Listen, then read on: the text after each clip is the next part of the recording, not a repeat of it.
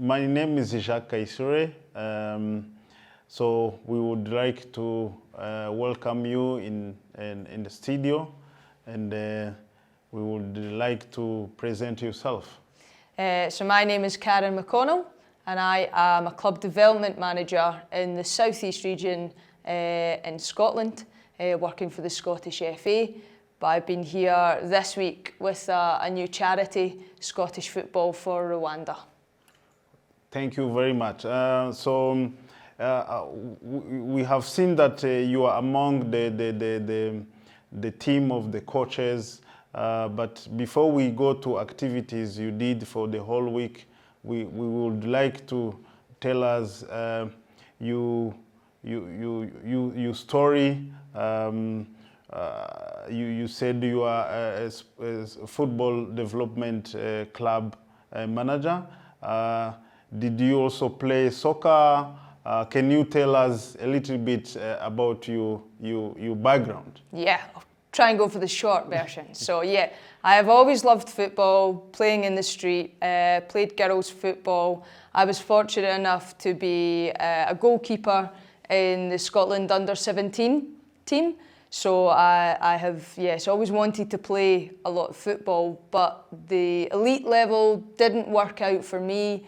But where I found my real passion was in coaching and the power of football to give so much to people beyond the game. So I have made lifelong friends. I have learned leadership, confidence, personal development, things that can help you no matter what you do in life.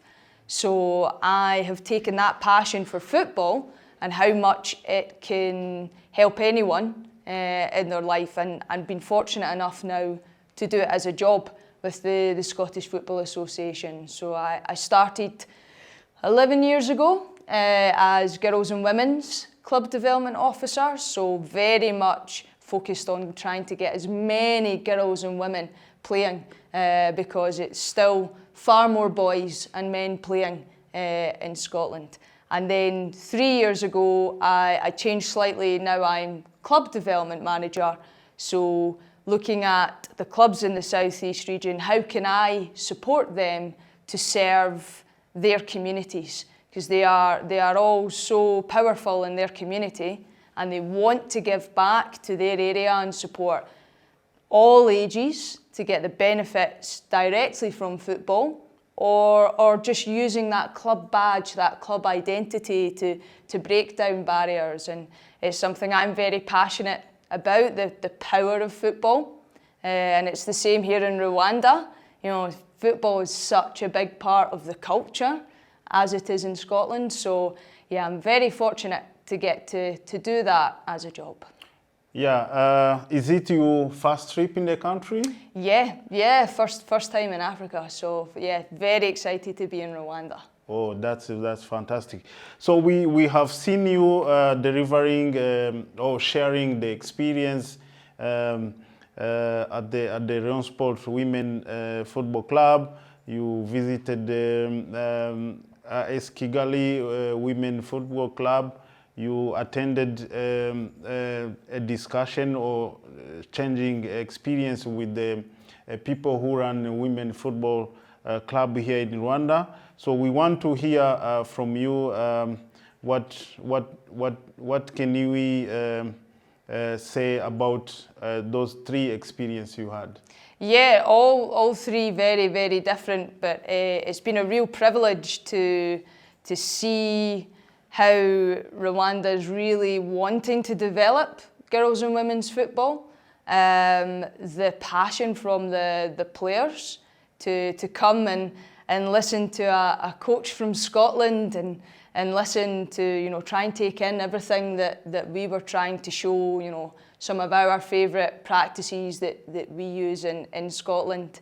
So the players were, yes, very, very driven to take on board everything they could and learn and develop.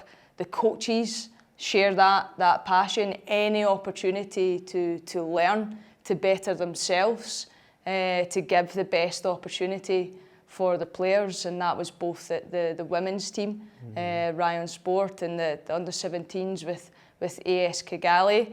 Even when it was rain and mud, and in Scotland we might have said, no, we'll stop. They said, carry on, we want to play. So yes, myself and some of the other coaches were very happy to show some of our favourite practices that have helped to develop some of our players. And then to see so many people in a room come with an interest to hear about the Scottish journey of developing girls and women's football. So I gave an overview from the Scottish FA and our strategy, and how over the last 10, even longer years, we've tried to develop the game, and also Jane Bruce from Spartans, who Spartans have a very big football club in Edinburgh, and just now their women's team are maybe 4th, 5th, doing very well, very competitive. So she was able to give club insights as well, and yeah, we did not have enough time to share so much the questions, and I look forward to hopefully continuing to share some of our inspiration and see what the coaches and the officials here at the clubs can take the bits that work for you in Rwanda and continue to grow and develop. Oh, that's good. We have seen that the group of coaches, they are around 16. Yeah. But I've seen 3 women's. I don't see a balance. Why women coaches didn't sign up to come to Rwanda? Yeah, that is something we are very aware of in the Scottish FA. The balance is probably 90%, 10% in grassroots, male, female. There are many reasons for this, partly because our biggest target audience, the majority of volunteers in grassroots football, are parents who used to play football and now their son or daughter has got involved.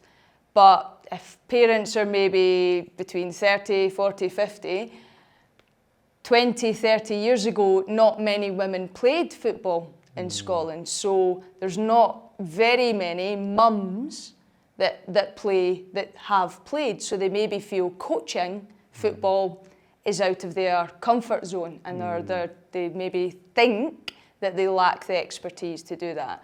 We're also aware that as much as things are getting better, and it's not always the case, there's studies that have shown that mums, women in the family unit, take on more of the family responsibilities maybe than the dads do. So the dads actually have a little bit more free time to come and volunteer, whereas maybe the mums are also doing shopping and helping with relatives, maybe older relatives. So it's a process where at the Scottish FA we still need to learn about what these barriers are and how we can try and reduce them and tell the stories of Jane, who is a mum and a fantastic coach, myself who gets so much back from coaching, and tell these stories and listen to women to see how we can get more coming. But we would love for more female coaches to have the incredible experience that we have had here in Rwanda. That's fantastic. So you have been here for a week. You have traveled different areas of the country for social activities. Then in the afternoon you do some football. What is your take? What is your experience in a brief? Yeah, to be brief, there's so much. The country itself, what an experience to visit, is a beautiful country, and the people so welcoming, so excited to see you and hear from you and learn and share their experiences, so open. Everywhere we went, we have felt this. We've seen the passion for football. Any flat bit of space, any ground, there are kids playing in flip-flops, shoes, no shoes, any chance to play football, they are playing, and it shows what a universal language football is and the impact it can have, and especially in the areas of, clearly just in the week that we've been here, I've seen how much Rwanda has progressed and is developing and lifting people out of poverty and recovering as a unified country after the genocide. And that is very inspiring to hear that story and see that. And if we can give back to all these different communities just some help of how football can be part of that, and how in Scotland we have used football to not just develop players but support communities, that's an incredible privilege for all of us. Yeah. Yes. So as you are flying back this night, what can we tell Scottish football coaching, people who always have a dream to maybe to share the experience with the developing countries? What can you tell the Scottish community and the Rwandan community? So, I am a big believer that shared experiences and learning from each other is such an important way to learn. Everyone can go on a course and pick up something different. Anytime you see another coach deliver a session, there's always something where you can think, oh, I haven't tried it that way, or yeah, maybe I could do something slightly different and take back to myself. I deliver a lot of coach education, but every course I do, I will always learn something from the coaches that are on it. So there's been a lot of that. Coaches from Scotland have been able to learn from each other, and we've had coaches from Spartans and Trinent Colts and Musselburgh Windsor, Gallifreydine, Dalkey Thistle. They have all learned it, as well as Greg being here from Hearts as well. They've certainly learned from each other, but the opportunity to put what you know in Scotland and what you've done in your sessions in your comfort zone where you're used to, the opportunity to then try that here in Rwanda, where there are bigger and different challenges, but at the same time, I have never seen football players pay so much attention to a coach and be so keen to listen and learn in Scotland as I have in Rwanda. So it takes them out of their comfort zone. So much shared learning, the experiences for that love of football here in Rwanda. I think a lot of coaches have had that passion reignited and realise how privileged we are in Scotland as well. So to be grateful for what we have, but an incredible experience to be able to share some of that knowledge and passion that we have in Scotland with people who are so keen for those experiences and opportunities to how they can continue to develop players and communities here in Rwanda. Yeah, thank you very much, and we really appreciate for your visit to Rwanda and sharing the experience with our coaches, with our kids, with our community, and we really appreciate, and it will always remain in our mind. And I believe this vision will continue, and have more coaches.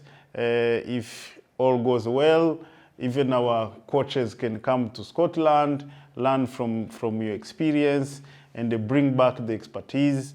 And we continue to build our community through the sport of football. So thank you very much. No, Murakoze, thank you for having us.